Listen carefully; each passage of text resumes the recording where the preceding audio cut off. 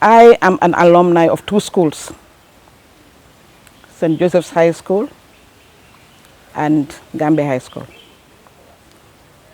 I was a student at St. Joseph's High School from 1955 to 1960. And it was in this school that I sat to my O-level exams. After my O-levels in 1960, I moved to Gambia High School, which had just been formed. Gambia High School was formed in 1959 through the amalgamation of two schools, the Methodist Girls High School and the Methodist Boys High School.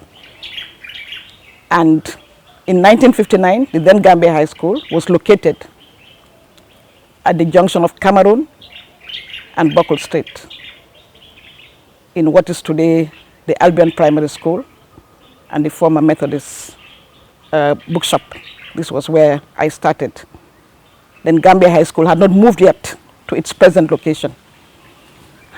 Coming back, I did my A-levels at Gambia High School, located in the premises I've just mentioned, from 1960 to 1962. I came back to the Gambia after my studies in 1966. And again, I didn't apply for a job. This was the period before independence. And Gambians were being identified to fill up positions previously occupied by expatriates. So I was offered a teaching job at Gambia High School in 1966. Even before I completed my degree course, the then principal of the school, Mr. Foss, wrote to me asking me whether I would be interested in taking up a job. So this was how it started. I didn't apply at all. I hadn't even made up my mind whether I wanted to teach or not. So in a way, it was more or less I was encouraged to go into the teaching field. Yes, there's a real need, because whenever I meet students, they do express the gratitude they have for their alma mater. Some of them have been helping at the individual level. Some of them are being approached to pay for students who cannot afford it, needy students. Some of them are buying books for needy students. Some of them visit the schools regularly and give counseling or advice to the management as to what could be done to improve the school. But this individual support is far from enough.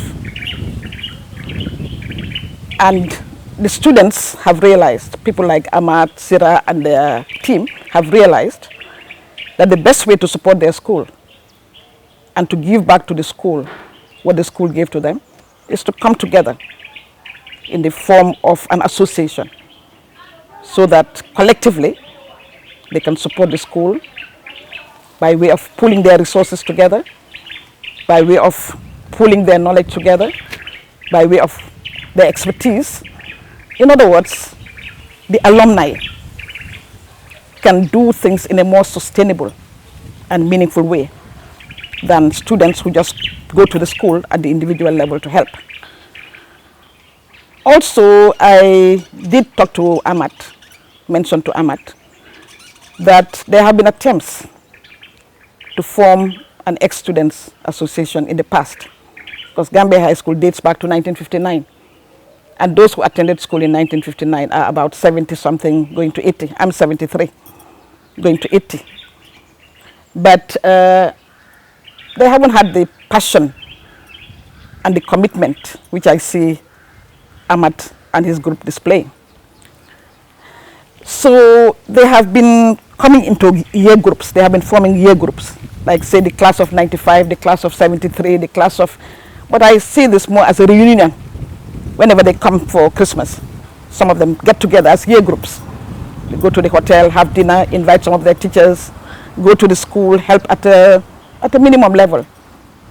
But as I say, the alumni can do more. And this is what Sira, Ahmad, Aminata, and the team have done. And we really are very grateful to them. We really commend them and congratulate them on this bold initiative. So what I'm trying to appeal to the students who have formed this association is to make sure that the passion and the enthusiasm and the zeal continues right to the end.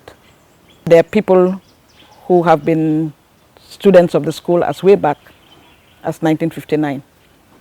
To mention a few, lawyer Surahata Jane, my cousin, is a student, Gabi Sose, quite a number of James George, quite a number of them who are all ex-students. They're in their fine, well, old age, but still, by way of knowledge, by way of expertise, by way of advice, by way of counseling, there's a lot they can do. And I will make sure, as chair of the association, that I reach out to those people out here in the Gambia to see what we can do collectively.